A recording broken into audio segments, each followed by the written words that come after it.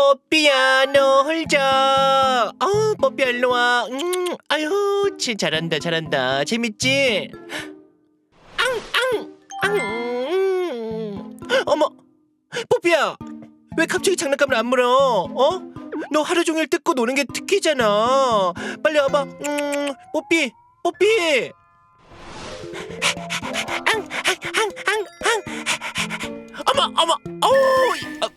어머 이게 무슨 냄새?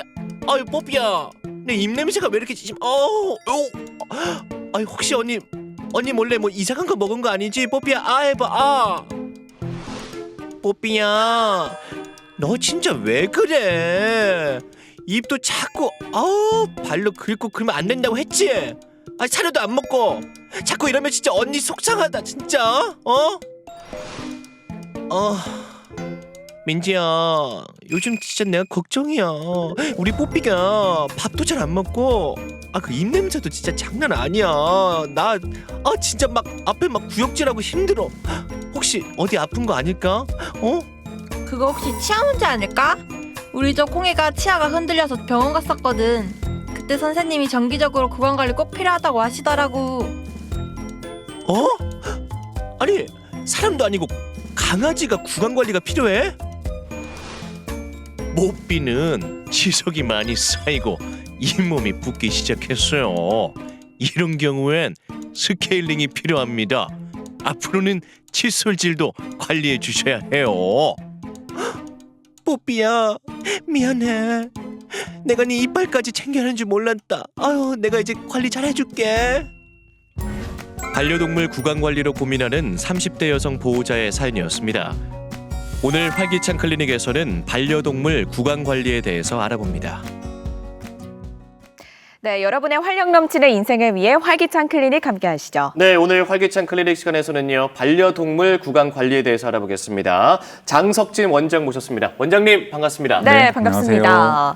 오늘 활기찬 클리닉 주제가 사람이 아니라 동물입니다. 그중에서도 반려동물에 대해서 이야기 나눠볼 텐데 이 반려동물을 양육하는 인구가 점점 늘고 있잖아요. 진짜 많죠. 네, 거의 1,500만 명에 육박한다고 하는데 그중에서도 또 민수 씨도 그렇죠. 네네, 반려견을 키우고 계시기 때문에 오늘 또 궁금한 내용들 많이들 얻어가시길 바랍니다.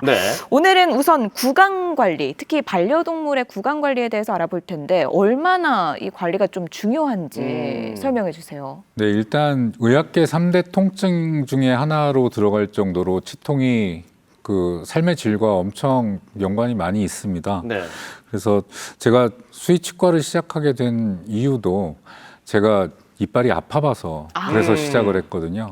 그 통증을 견뎌가면서 생각이 든 게 우리 말 못하는 애들은 얼마나 아프고 말을 못하니까 얼마나 속이 상할까. 그래서 이제 수의치과를 시작하게 됐는데요. 이 반려동물도 음식물을 먹게 되면 저 치태가 생기고 그게 치석으로 변하는데 하루 정도가 걸립니다. 그래서 그 매일매일 양치질하는 게 그래서 되게 중요하거든요. 예, 그래서 그렇게 해서 치주염이나 치은염이 생기게 되면 아이들도 이제 힘들고 그래서 삶의 질이 엄청나게 떨어집니다. 그래서 그걸 예방하는 게 가장 중요합니다. 그래서 뭐 양치질을 사람은 하루에 3번 하지만 강아지는 적어도 하루에 1번 정도는 하는 게 좋다라는 이야기도 있더라고요. 오늘 앞서서 사연 보니까요. 장난감을 제대로 물지도 못하고 그리고 사료도 잘 못 먹는 그런 사연이었는데 보통 어떤 증상으로 좀 병원을 찾습니까? 보통 아이들이 이제 말을 잘 못하니까 보호자분들이 잘 좀 살펴주셔야 되는데요. 사람 같으면 치과에 가서 여기 아파요 하면 훅훅 불기도 하고 두드리기도 하고 하면서 어디 아픈지 확인하고 이제 거기를 중점적으로 검사를 하는데 동물의 경우에는 거의 말을 못하니까 그래서 보호자분들이 좀 눈치가 좀 있으셔야 됩니다. 눈치. 그래서 보통은 입냄새가 나거나 아니면 사료를 이제 씹다가 떨어뜨리거나 아니면 식욕이 떨어진다거나 침을 흘린다거나 또는 이제 턱이 막 떨린다거나 발로 입을 긁는 그런 행동들이 나타날 수 있는데요. 특히 또 어금니 뿌리에 염증이 생길 경우에는 눈 밑에 염증으로 터지는 경우도 있어서 그렇게 될 경우는 엄청나게 아프거든요. 그래서 정기적인 구강 관리가 그래서 필요합니다. 네, 그렇군요. 굉장히 또 다양한 증상을 보이는데 그렇다면 이 반려동물 구강 질환의 가장 큰 원인은 뭘까요? 일단은 가장 중요한 건 그 가정에서 구강 관리를 좀 잘 해주셔야 돼요. 안 그러면 이제 치석이나 치태가 생겨서 치은염이나 치주염으로 이제 진행이 되는 경우가 많거든요. 네. 구강 네. 관리. 그래서 지금 사진 보시면 왼쪽은 스케일링 전 사진이고 오른쪽은 스케일링 후 사진인데요. 네. 그러니까 이 아이는 너무 안 좋아서 그래서 치료를 좀 많이 해야 되는 아이이긴 한데요. 그래서 이렇게 스케일링하고 구강 치료를 하더라도 네. 앞으로 그 꾸준한 관리가 되게 중요합니다. 그렇군요. 지금 사진은 강아지잖아요. 그렇죠? 네. 그러면 고양이 같은 경우에는 좀 어떻습니까? 고양이의 경우에는 저런 뭐 염증 때문에 그런 경우도 있지만 네. 그 바이러스 질환이나 또 면역 관련된 그런 것들이 합쳐져서 네. 심한 구내염을 일으켜서 전발치를 하는 경우도 있고 또 치아가 멀쩡해 보여도 그 뿌리가 녹아 나가는 네. 그런 그 고양이 치아 흡수성 병변 그런 것들이 생기기도 합니다. 그렇군요. 그렇군요. 그러면 뭐 치아가 좀 부서져서 이렇게 병원을 찾는 분들도 좀 많은지 또 궁금하고요. 그러면 그 경우에는 더 위험한 상황이 될 것 같다라는 생각도 들거든요. 그런 경우에는 좀 어떻게 하면 좋겠습니까? 네, 보통 치아가 부러졌을 경우에 네. 이렇게 어떻게 해야 되는지 잘 모르시는 경우가 있거든요. 네. 근데 일단 제일 중요한 건 부러지고 나서 48시간입니다. 지금 왼쪽은 고양이 그 송곳니가 부러진 거고, 고양이에요. 네. 네, 오른쪽은 강아지 제 사정구치가 부러진 사진인데요. 네. 저 부위가 우선 고양이 강아지 중에서는 저쪽 부위가 제일 많이 부러지긴 합니다. 취약합니까? 네. 근데 저기 보시면 빨갛게 나온 부분이 있죠. 네. 저희가 이제 치수 공간이라고 해서 치아 안에는 혈관하고 신경이 있는 곳이 있습니다. 그 부분이 저렇게 노출이 되면 이제 감염이 생기고 문제가 생기거든요. 그래서 저렇게 됐을 때 가장 중요한 골든타임은 48시간입니다. 네. 48시간 내외냐에 따라서 치료 방법이 달라지거든요. 네. 일단 부러져서 저렇게 치수가 노출이 안 됐을 경우에는 그때는 그냥 레진이라든지 이런 걸로 보호만 해주면 되지만 치수 공간이 저렇게 나왔을 경우에는 이제 전문적인 치료가 필요합니다. 그래서 48시간 말씀을 드린 이유가 48시간이 되기 전에는 부분 치수 절제술 또는 생활 치수 절단술이라는 걸로 그 안에 있는 치수를 살리고 일부 그 치수 치료만 해서 그렇게 해서 살려서 쓸 수 있지만 그렇게 되면 이제 안에 건강한 혈관하고 신경을 살려서 쓰는 거거든요. 네. 근데 이제 48시간이 넘어가면 감염 위험이 점점 높아지기 때문에 실패 확률이 높아집니다. 네. 그래서 그럴 때는 이제 신경 치료라고 하는 말이 신경 치료지 신경을 치료하는 게 아니고 신경을 다 걷어내는 거거든요. 그렇게 되면 혈관 조직이 없기 때문에 좀 치아가 약해집니다. 그래서 가능하면 빨리 발견됐을 경우에는 가능하면 안에 치수 공간에 있는 혈관 조직을 살려서 쓰는 게 제일 좋습니다. 그렇군요. 뭐 신경치료 하니까 사람의 뭐 치과 진료들이 생각이 나긴 하는데 우리 사람이 받는 구강검진과 뭐 치료가 이 반려동물들이 받는 검사와 좀 어떻게 다른지 이 구강질환 검사가 또 어떻게 이루어지게 되는지도 궁금하네요. 일단 그 아까도 말씀드렸지만 사람은 자기가 불편하면 불편한 데를 얘기를 하거든요. 근데 동물은 얘기를 못 하기 때문에 그래서 검사할 때 일단은 전신 마취가 필요합니다.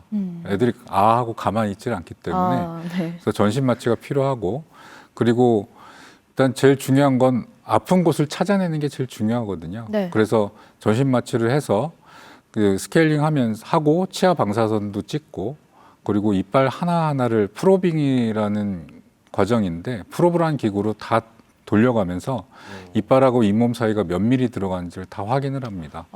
그렇게 해야 아이들이 어디가 불편한지 어디가 아픈지 그런 걸 찾아낼 수가 있거든요.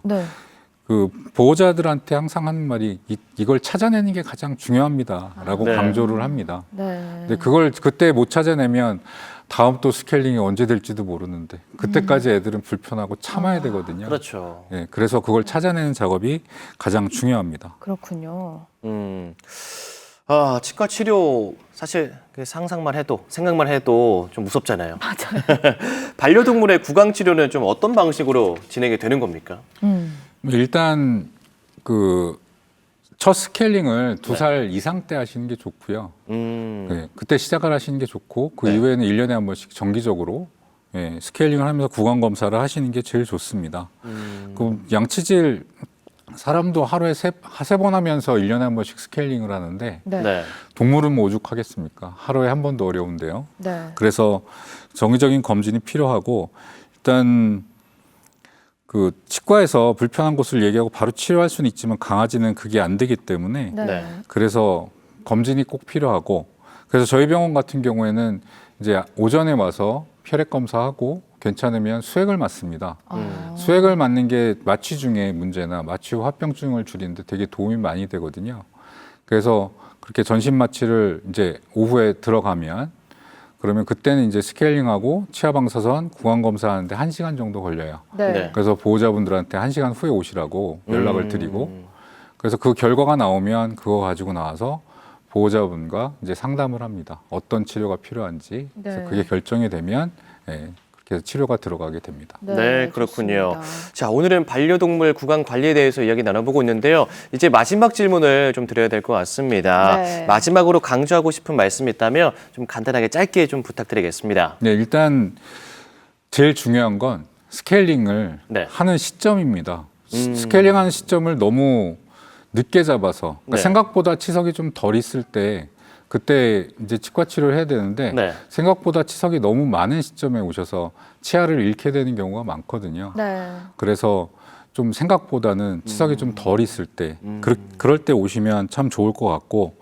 그래서 구강 관리를 더 열심히 하시면 예, 치아를 좀 잃거나 아이들이 고통받는 걸 좀 더 줄일 수가 있고 마취 기간도 늘릴 수가 있으니 예, 그렇게 정기적으로 양치질이나 구강 검사 같은 걸 좀 하셨으면 좋겠습니다. 네, 좋습니다. 오늘 활기찬 클리닉 반려동물 구강 관리에 대해서 알아봤습니다. 도움 말씀 주신 장석진 원장님 고맙습니다. 고맙습니다. 감사합니다.